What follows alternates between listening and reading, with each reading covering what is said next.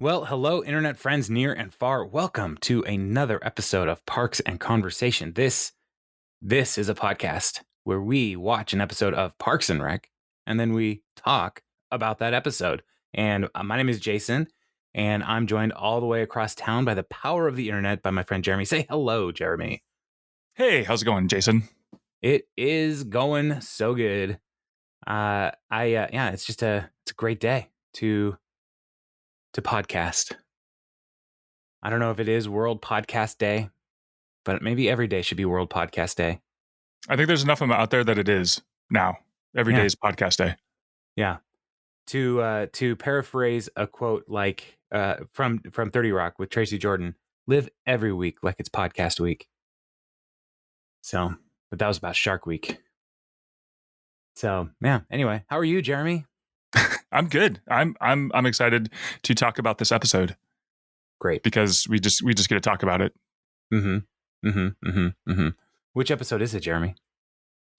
This is the women in garbage. I mean, Not literally. Well, yeah. They just deliver. They just pick it up. They deliver garbage. That would be funny. Well, there is a garbage delivery. There is, but it would be funny if you had like garbage people were just moving garbage around. Yeah, worst subscription service ever. Yeah, like but I don't want this garbage. Well, you paid for it.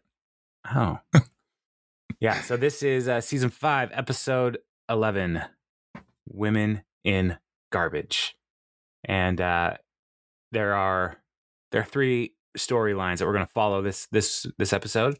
We have Tom, Ben, and Andy working out some business ideas for Tom. We have Ron and Diane's daughters and Ann Perkins or Hanson, and we also have Leslie and April trying to overthrow the patriarchy once again. And so, so it's there's this episode. Before we jump into talking about it, what are your feelings about this episode, Jeremy? My feelings were I didn't remember this episode very well, and I don't know. It felt flat in a way. That's all I can kind of. I didn't find myself laughing out loud as much. I kind of chuckled a few times. It didn't really move a lot forward. Ron's relationship was, is kind of cool. He's growing with the girls and stuff. Tom's kind of fixes, I guess, a problem that he had, and Leslie's Leslieing. So it was like, yeah, that was fine. I mean, it's Parks and Rec. I mean, I'm not, it's kind of hard because it's like any Parks and Rec is good television. So, but within the pantheon of Parks and Rec, it was kind of like, yeah, it's a good episode. It's okay. It's fine. What about you? Yeah. Well, it is a pretty closed off episode. So it doesn't move anything forward with Lot 48 and the tension between Jeremy Jam and Leslie. And so it really is just all of these people doing things, but no real story advancement, which is fine. So sometimes you need that. I mean, the stakes of Parks and Rec if it's just too high all the time, we'd be exhausted. Yeah, it's not the West Wing. No. Yeah, they're not solving world problems. They're just dealing with the small problems of a small town in the bleakness that is Pawnee. September 30th. September 30th. That's International Podcast Day. Oh, good. Well, listener, save this, pause this, and then remind yourself on your phone to come back and listen to this on September 30th. And happy International Podcast Day. Thanks for joining us. We made this just for you. Yeah. All right. Well, let's talk about these 3 storylines. Let's start with the Tom storyline. And Tom, is in his office, and Ben comes in asking him like, "Hey, you sent me this text. I'm pretty sure it was a lie, but Michael Stipe is not actually here." And Tom's like, "Right, it was a lie." And Ben's like, "I knew it was, but I had to know for sure." And Tom's like, "I knew that. That's why I sent it." Now, fun fact about Ben's actor person, his other persona. I'm blanking on his name. Oh man, Adam Scott. Yes, Adam Scott, and the Scott Ackerman, they have a podcast called You Talking U2 to Me. And so they went through and listened to all of the U2 albums as they were preparing for a new release years ago. You Talking U2 to Me. Then they also did a podcast about REM. And I can't even remember the title of the REM podcast, but it's basically the same premise. So Ben Wyatt loves REM, but Adam Scott also truly loves REM. And so it is I just found that a funny little thing here that he came because he thought maybe he would meet Michael Stipe, the lead singer of REM. So so he comes to investigate that, and Andy comes and he's like, "Where's the free Skittles?" And Tom actually gives him Skittles, and Ben is so disappointed because Andy gets his thing, but Ben didn't get his thing. So one of those things is not like the other, though. That's true. That's true. And so Tom's like, "Look, I brought you here because I need to learn how to basketball, basically, because all the kids come into my shop, all they talk about is basketball." And so he wants to be able to relate to them. And so he has one jock and one geek who loves stats. And so Tom says, "Please cancel the rest of your plans for the day." And Andy, his response is, "No need. My only plan was to buy Skittles." So that worked out for him. And then so they cut to the basketball court. And oh no, I used the wrong color. Sorry, I have to scroll a bit lower. Oh, listener, this is amazing. There's been a glitch in the matrix here. Jason code the different color plot coded lines wrong. He doesn't know where to go. He's like an ant that's gone off the path right now. He's just banging into a wall over and over again. I need to fix it too, so I don't fall into this trap later. I don't want to skip it. So boom. Oh man, that was close. Oh man, are you in this file as I'm working on it? So all right. So they go to the that was intense. I know.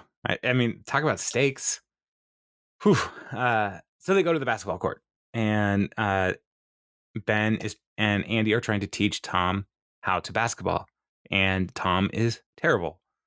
His first move, Andy is blocking him, and Tom's response is, "He's too big. I can't see over him. It's not fair. Everyone should be the same size." And Ben is like, "You gotta create space. You got to dribble around him. You got to move." And so he does. And then he shoots and he misses terribly. And it's just, did I basketball? So it's not going well. And so then it cuts to a training montage of all these different things. And Tom's standing out on the side and looking at his phone, and the ball comes to him and he drops it and he freaks out that he may have broken his screen. Tom's heart is not in the game. And then so they come back. And he's doing a little better. He does a layup. He's like, "Nothing but net," which not true. Not true. A lot of backboard on that one. Yeah. And so Andy's like, "Nice. You're officially a baller." And Tom's response is, "I've been a baller since birth, son. Now I'm an athlete." And Andy doesn't want to say anything discouraging ever. And so he's shaking his head and looking down at the ground, looks at the camera like, "I don't know." It's like, no, he's not an athlete. So then Tom, because he's, excellent at basketball, challenges some young children to play against him, and Ben and Andy, and they say, "For sure." And Ben is like, "This can only go bad." And so I love Ben's goggles too, because I don't know if he wears contacts or he's just scared of getting poked in the eye. Yeah. The first time I saw somebody playing basketball with goggles, I didn't know if they just got back from the pool. It's like, what's happening? But then also the basketball face guard in case somebody has a broken nose but they're back on the court, that is terrifying to look at. Just yeah, the clear face mask, yeah, and then you get all sweaty in there. I hate that. And so whenever somebody's using that, I'm like, please just take some days off. Get your no, face you can't. better. Not in the playoffs, man. You just gotta do it. Gotta play. Yeah. So playing against these kids is not good. They're all bad, and the kids are really good. And so Tom, at one point, he's just holding the ball, pivoting, and also traveling while he's pivoting, which is great camera Mhm. work because you could see like he's moving both of his feet off the floor. It's like that's a travel, that's not a pivot. But he's holding it, and a guy just takes it right out of his hands. He's like, "Hey, that's a steal. You can't do that. That's not allowed." And then when the kid's like, "Hey, you own Rent-A-Swag, and you suck at basketball," and Ben's response, "Well, you suck at being polite, sir." Sir. This is like 14-year-old. Yeah. So they're like, "Look, we have an actual game tomorrow, so we're gonna go." And then Andy tries to dunk and misses, but his momentum leads him to like run into the pad on the block wall. He's on the ground like that wall was so close. Andy, in high school, you remember high school. You play in a gym, right? Made out of Yeah. cinder block and stuff, and the Mhm. wall is right there. Some But some can be, yeah. well, I in my high school experience, like it's always been like the really close to a wall because the basketball court, like high schools aren't funded enough to have like stadiums or arenas where they can have people behind the backboard for the players to fall into. And True. so But they do Jeremy, you have played. the stanchion where you hit the upright. Yeah, in Mhm, the NBA, like there's the padded. But yeah, right. anyway, go ahead. Yeah, So I played you played some round ball. basketball. Some Mhm. you shot the rock into the Yeah. into the basket. Yes. And did you ever have an experience where like you were playing in an arena type setting in like college or high school where like for like maybe like a bigger game where you fell into people? Oh yeah, in high school. High school one time I went to go save a basketball that was going out of bounds, and I took out 3 cheerleaders that were All right. way too close to the sideline. Yeah, where they were supposed to be. Because I mean, Yeah. Yeah. so like They were close. It was too close. when that happens, Uh-huh. do you say anything to these people that you fall into? Like, sorry? Or do you just get up and be like, back to the game? No, you just got to go. You just got to go. You don't. There's no time for pleasantries. Okay. They shouldn't have been that close anyway. Yeah, I figured. I never know. Like, I can't hear what they're saying when they fall on all the people right there. And so, Some and in like the NBA, yeah, some people have season tickets, so they're there all the time. right.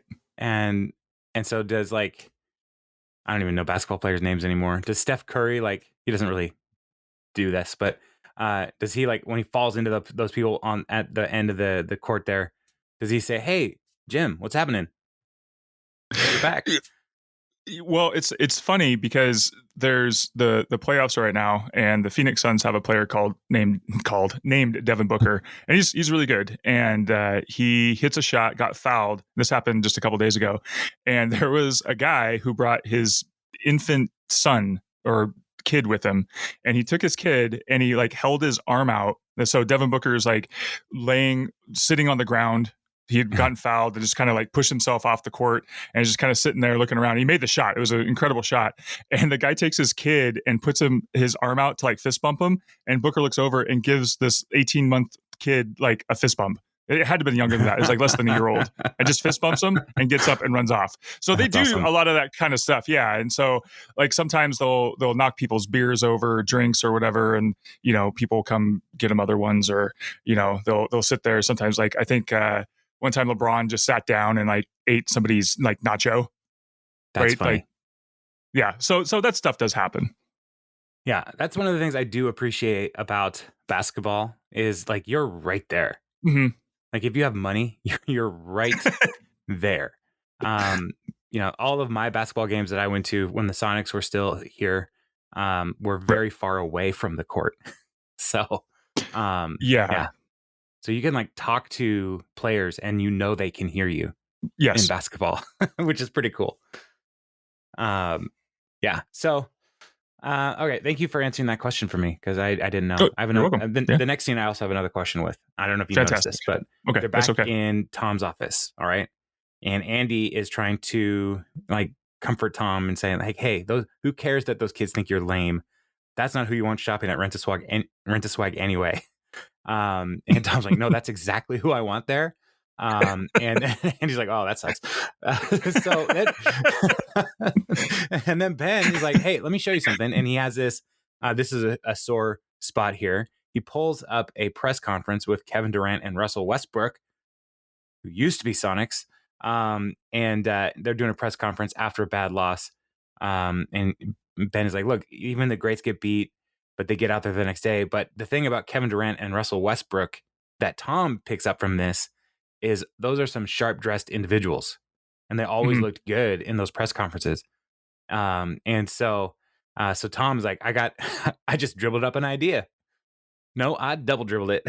And so, and Ben like, you didn't learn anything about basketball. You've learned He nothing. runs off. And then Andy is like, "Hey, you're a really good friend.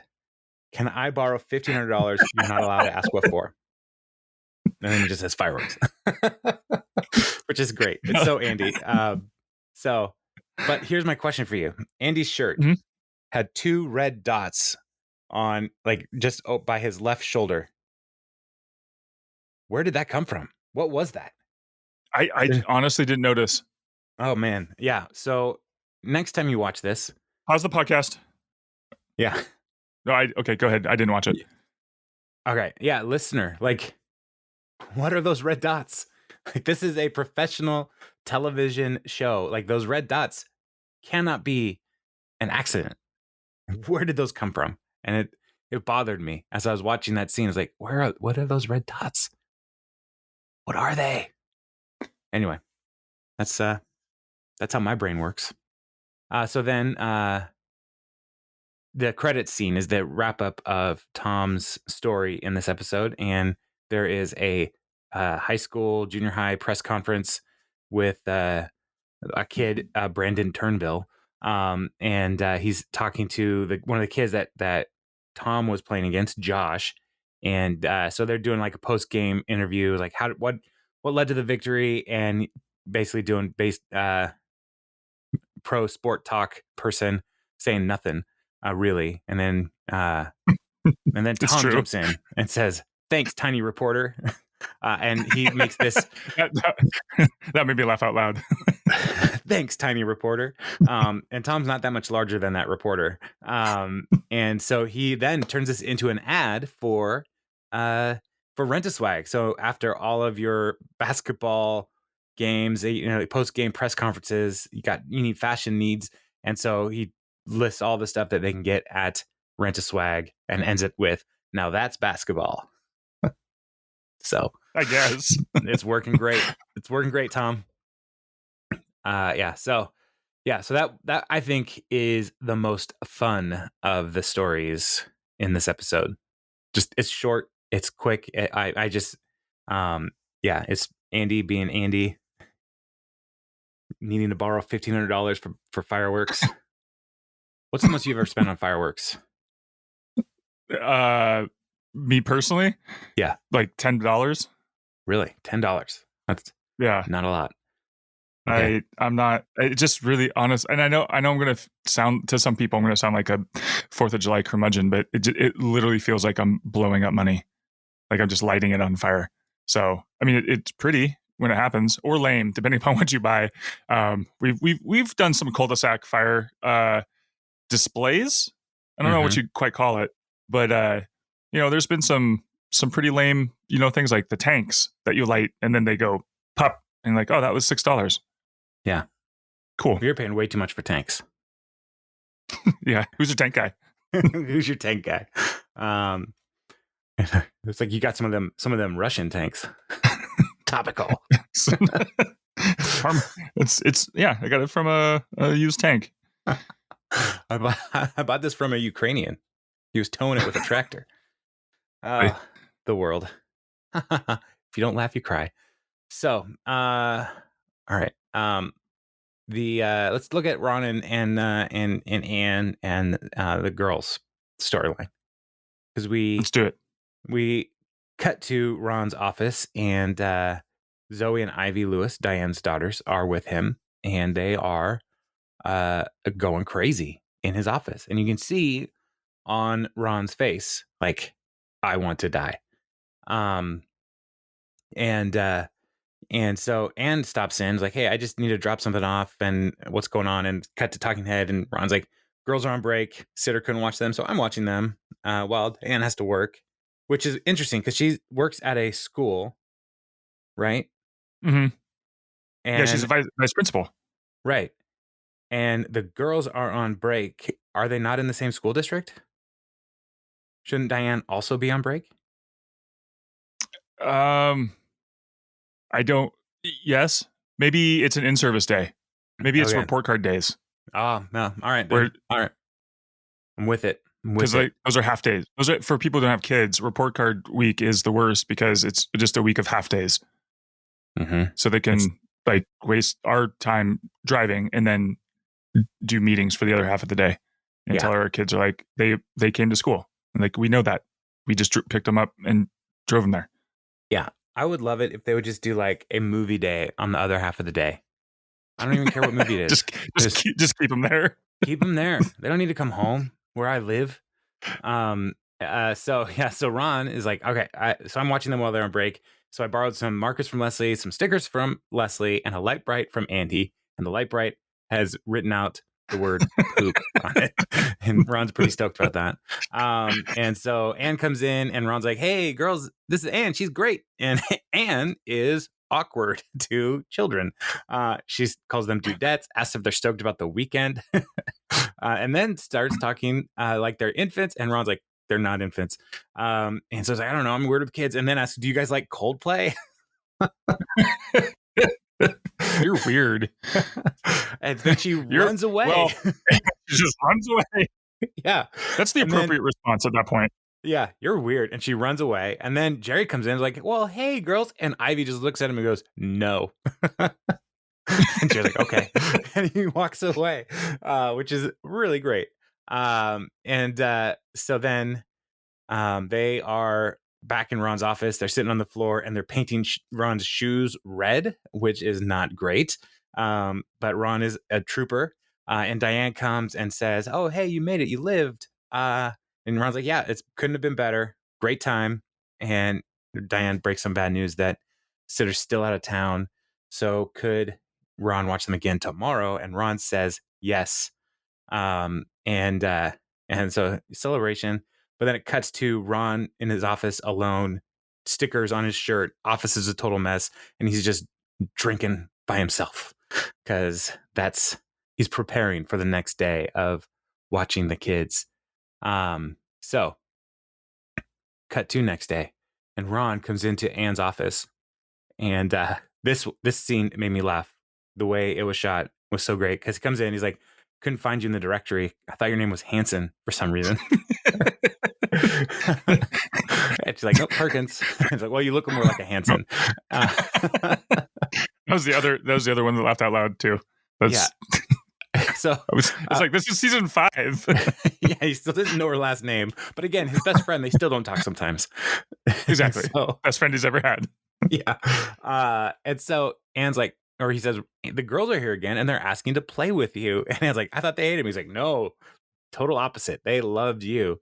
And then Anne realizes like, or do they hate me and you're just desperate and tired? And Ron's like, either way, can you help? Either way. And he's like, they're playing with my landmine. And the camera shoots to Ron's office, which is across the hall. Ron couldn't find Anne's office, which is across the hall from his office.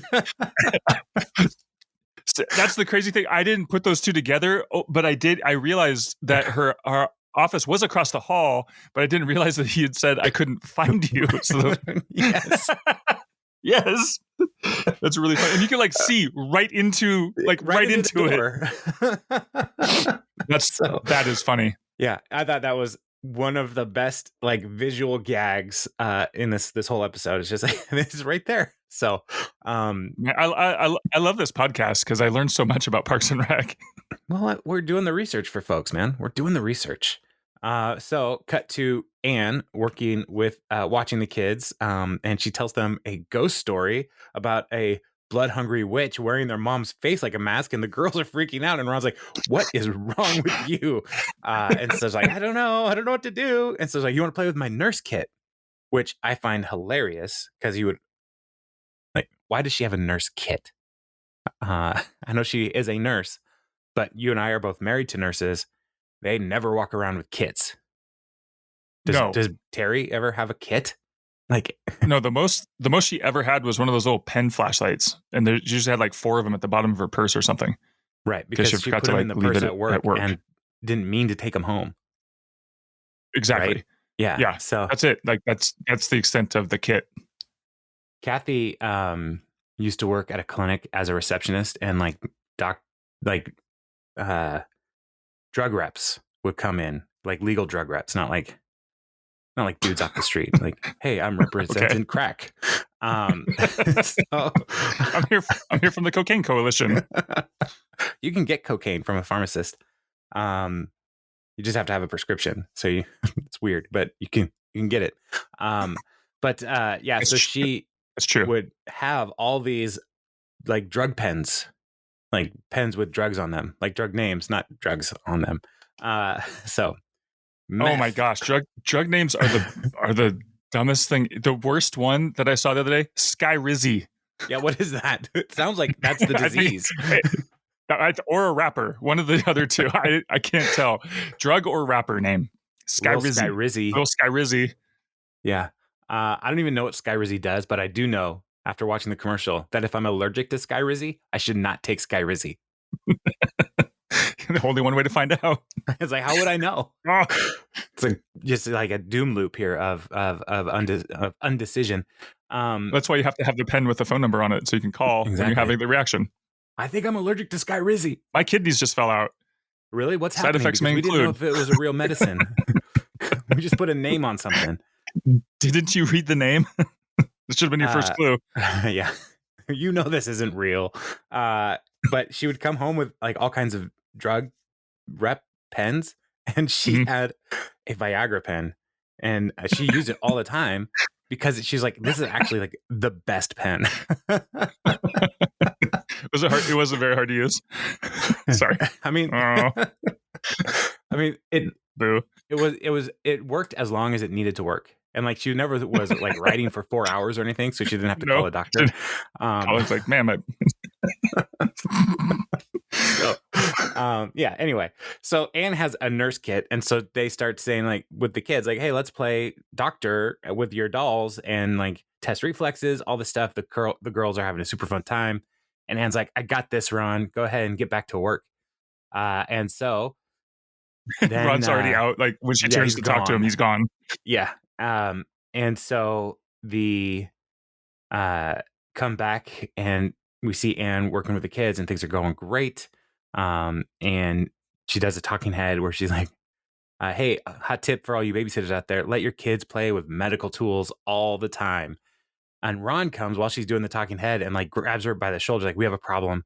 And the girls had locked themselves in the conference room and are doing surgery with Anne's tools because Anne is a terrible babysitter and walked away from the kids having medical tools to play with. And so Ron is freaking out. The girls are not unlocking the door because only doctors are allowed in the operating theater. And so Ron is like, stand back. He's going to throw a printer through the window. And Anne's like, that's not a good idea. Someone's got to have keys. And Jerry comes like, I have keys.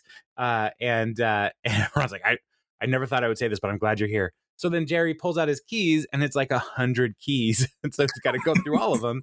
And the girls they have her Anne's scissors and like, the patient needs a haircut. Her hair is infected. And so they start cutting each other's hair. And Ron is freaking out. And Jerry is having a hard time because he's not good under pressure. And so, yeah, girls cutting each other's hair, and Ron and and can only watch. And so finally cut back. Jerry finally finds the key, opens the door, and Ron's like, why do you have so many keys? And so Zoe is like, hey, we did surgery just like you taught us. And then Ivy has the idea of cutting off our toes. So then Anne finally realizes I should take these things away from you. And Ron is so mad, and he's like, you got to fix this. And Ron's like, no. Anne says, no one's got hurt. And Ron's like, no, it's really bad. I love this woman. Oh, what? Aww. That's a big step for Ron. And he wants to show her he's capable of watching the kids. And now something horrible has happened. And Anne keys in. It's like, you just said you love Diane. And Ron's like, no, I didn't. And the girls are like, Ron loves mommy. Ron loves mommy. And Ron's like, he says, for God's sake, Hanson, will you please focus on the larger problem? And so the girls are teasing him, and Anne starts teasing him, and Ron runs out the door saying, I love nothing. So that's probably my favorite part of that whole storyline right there. Ron just, I love nothing. I love nothing. So yeah, it was a really great scene. And so Ron cut back to end of day. Diane's there. Ron's walking her into the office area. He's like, hey, first of all, no one got hurt, but there was an incident. And Diane sees the girls with the haircut, and she starts laughing because it's like, they're just girls. It's fine. They're kids. Once Zoe put Ivy in the dryer. So Ron's like, I'm really sorry. I feel like I let you down. And Diane is so great. She says, it's sweet how much you care. That's why I love you. And Ron is like, oh, well, I love you too. And so Anne is like, well, that's my cue. And then the girls, they give Anne a hug. They're like, we buy Anne. And Anne has this, oh, I'm not terrible with kids moment. So yeah, so fun. That's nice. Fun arc there. So yeah, so those are the two C plot, B plot. Now we're on to the A plot, which starts with Leslie in the conference room with a character who has probably the best name in this whole episode, Paula Hork. Leslie wants to learn about Paula Hork's time on the city council, and as she introduces us to her, Paula blows her nose. So like the name Hork is like right away we get her horking into something. And April asks, how old is that handkerchief? And Paula's response is, well, it's not a handkerchief, it's a receipt. Oh. Ow. So she's a great example. And so Leslie is trying to like talk about how to incorporate more women into city government, and so she's talking to Paula about her time and trying to say we've come a long way, but we still have a long ways to go. And Paula talks about how it was a real boys' club back then. Smoked cigars, snapped her bra. They wore mirrors on the shoes to look up her skirt. And when she says that, Donna was like, all right. And Leslie says, well, it's a Hedge Report is now a pervert-free people's club. And Anne points out, except for Dexhart, who is self-described pervert, and Milton tried to kiss you. And so Leslie's like, oh, man, I guess it's not perfect. And Paula points out that this comes up later. The councilman used to keep a calendar of her menstrual cycle. And Leslie is shocked by this. And Paula's like, oh, yeah, once I tried to start a commission to get more jobs for women, and they dismissed me, saying it was my time of the month. And they were right. Because of the calendar. So Leslie's like, you know what? This is terrible. I'm going to get that commission going again because inequality has gone on long enough. And then April starts trolling Leslie. It's like, you're never going to get a beau with an attitude like that. I mean, they're our masters. And then we need to always walk behind the men. And then it cuts to the credits. So April's great in this episode. Go back to the receipt thing. I heard the other day like people using things that you wouldn't normally use to, with fluids and other bodily things. I just learned the other day that before toilet paper, people used to use corn husks as toilet paper. Like What if you don't have any? Well, you got to go get some. You can use the cob too. Oh, that's awful. It's before and after. It's in I guess in between if you didn't have corn. But I'm just saying, like, yeah, that's what people used to use. So well, use what you got, and that's all. That's gross. all. That's all Paula Hork was doing. Yeah, just using what she had. It's not a handkerchief; it's a receipt. Yeah, she probably had like a biscuit in there as well. Like most grandmas carry like extra food and stuff. Yeah, man. Anyway, so gross. Just be glad you're not using corn husks. That's all. I'm always glad I'm not using corn husks. So thank you. So cut to Chris's office, and Leslie has just pitched him this idea, and he said, I don't think it's a good idea. I think it's a fantastic idea. And so then he gets excited about it, and he's going to have Shauna Malwae-Tweep write an article about it. And he calls her his special friend, and he's like, I don't really know what to call her because I don't understand young people. We did a group hang. It was like a date, but there were 7 other people there. And so he did not know what the nature of their relationship is. He's like, labels can be bad, but they can also be good. Warning, toxic bleach is a good label. Shauna Malwae-Tweep has amazing dimples. So that is not a label, but just it looks like Leslie is trying to like figure out what the label is. The way the beat after he says that is like, is that another label? And she's like, no. So the commission, right? Yeah, it's all happening. Let's do this. And so, so then April is going to help run the commission, and Chris, she comes up to Chris at the beginning in the council chambers and is like, your gender equality commission is a real sausage fest. And they look, and it's all men there. And Chris was like, I would have assumed that some of the departments would have sent women. And then he realizes, oh my God, I'm a part of the problem. Chris is the patriarchy. He's just assuming that things are going to happen. And so Leslie like says, hey, did anybody notice there's no women here? And Milton is there. And he's like, there's a lady right next to you. Talking about Chris. No, that's just a very beautiful man. And Chris is like confused at first. And then like, oh, that's nice. And so Milton is like, listen, you did a great job getting snacks ready, but we'll take it from here. And Leslie's like, well, I did put the snacks together and they are delicious. But that's not the point. And Milton's like, round of applause for the girl. She has to leave to get more snacks. And Leslie is trying to fight it back. It's like, this is my commission. And Milton is like, oh, wait, why so ornery? And he reaches into his pocket and he pulls out a calendar. And he's like, it's not the 7th yet. Oh, Milton. Oh, they're the worst. And so Milton then in the meeting says that, the problem with hiring women is they're frail and breakable. And Leslie's like, are you thinking about light bulbs or your hip? And April then says, if you were 300 years older, councilman. And so Leslie starts working through the stats and the research, and the female employment in government rate is way down, and talking specifically about sanitation, and the sanitation department starts clapping their hands. Yeah. And Leslie's like, why are there no female garbage collectors? And he's like, I don't know. We hire women for other things. And he's like, you have one, and she's a secretary. And the guy's like, she's the best secretary we got, except for Dan. Dan's awesome. And Dan's right there. They didn't even send the secretary to the commission about women in government. Because they had read Dan. They had a better secretary than Dan, I guess. Dan's awesome.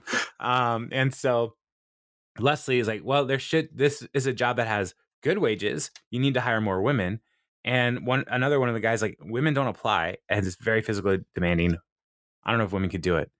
And so Leslie's like, all right, well, we're gonna do it. And so cut to the outside by a garbage truck. Leslie brought binders to maximize efficiency, notes, all this stuff. And she's talking to April. We got to do that. We got to be better. And April is like, you're totally right. Let's rock this. And Leslie can't read April right now. She thinks she's being sarcastic, and April's like, "No, I love it. Let's get into some garbage." And start talking to one of the guys, like, "Have you ever found a dead body in the trash, or body parts, like a torso or a head? Please say a head." So Leslie is ready to work, and April wants to find weird stuff in the garbage. So they're like, "All right, let's do this." So they get rolling, and Chris and Shauna are in a car behind the garbage truck. And so Chris is as they're walking, trying to figure out their relationship. And he tries to play a word association game. And so Chris starts with, says a word, and Shauna says the first thing that comes to mind. So you be Chris, and I'll be Shauna. All right. Okay. All right. So go ahead. You. Reporter. Me. City manager. Us. Oh, magazine.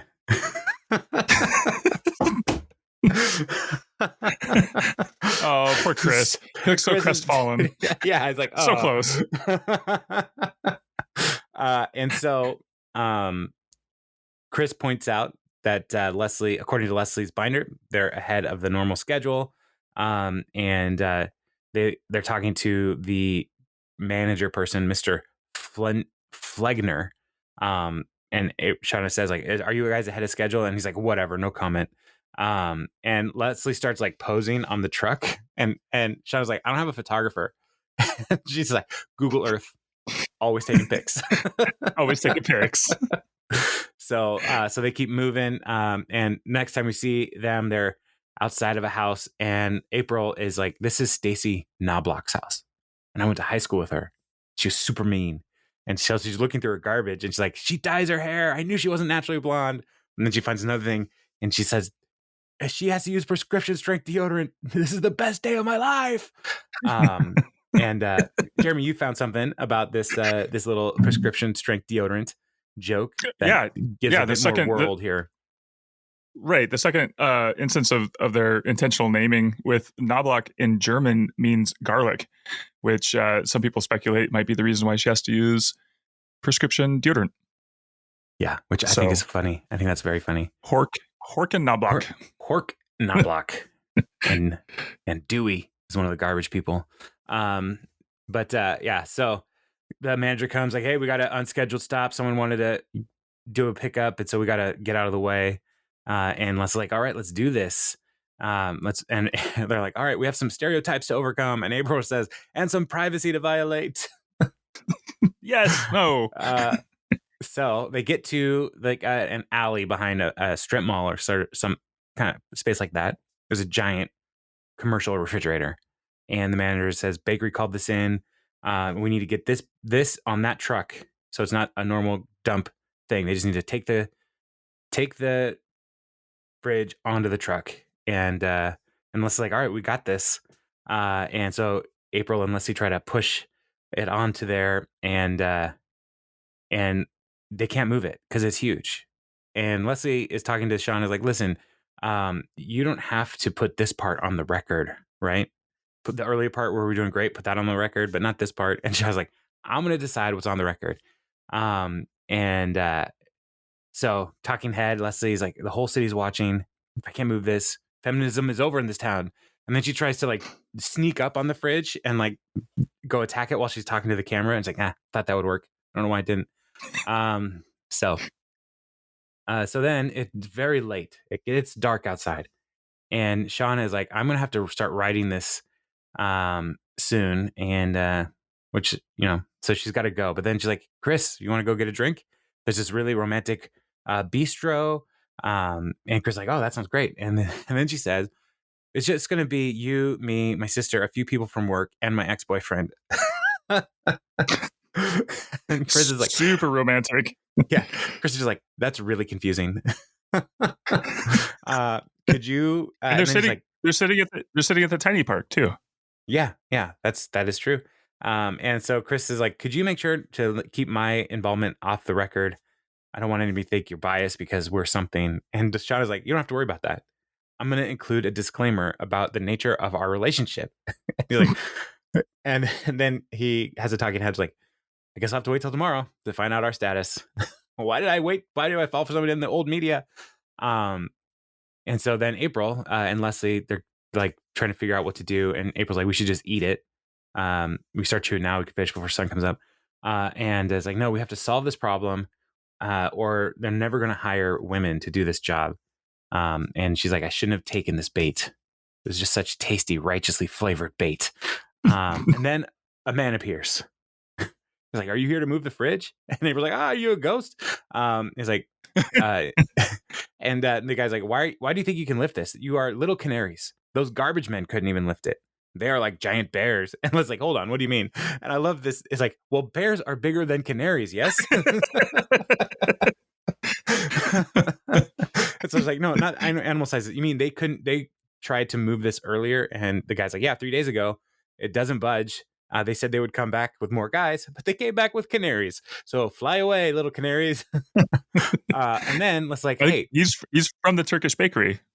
Yeah. Oh man, I love a good Turkish bakery. And so they were like, oh, they tricked us. This is nobody can lift this. And so April has another idea. Like, why don't we get some PCP? You can move anything on angel dust. And Leslie's like, wait, hold on. Or Skyrizi. Who knows? Or yeah, maybe that is angel dust. If you're allergic to Skyrizi, work that off by attacking people. So that's anyway. We also learned that April has a cousin named Hessen. My cousin Hessen. And so then Leslie calls out to the guy like, hey, does this refrigerator still work? He's like, oh yeah, it works great. We just got a new one. We don't need it. So cut to next day. Chris is reading the paper and Shauna's disclaimer is the city manager, Chris Traeger, was present for this event and he has a personal relationship with the author. And he's like, oh, cool. Leslie like personal relationship. And it's like, it's not romantic, but it is descriptive. It's not even descriptive. So he has no idea what's going on in their relationship.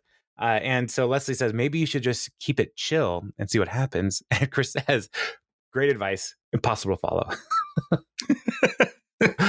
So Chris is just kind of stuck. So then Leslie, hey, at least he knows. Like he's self-aware. Like he's like, yeah, that is great advice. That's just not going to happen. Yeah. Do you know me? Yeah, he's the most intense person in the world. And so camera kind of zooms out off of Chris and Leslie, and we see that there are several women there. And Leslie is like, hey, so do you think the soup kitchen could use that fridge? April and I were going to haul it onto the truck effortlessly, but if you needed it, and they're like, oh, absolutely. This is great. Thank you for thinking of us. And so they said, I think if all of us can do this, we can get this on the truck. And so Leslie, instead of throwing the thing away, came up with a creative solution to get more people, to get it to where it needs to go. And so like they showed that women can do the trash hauler job. And so sanitation hired more women.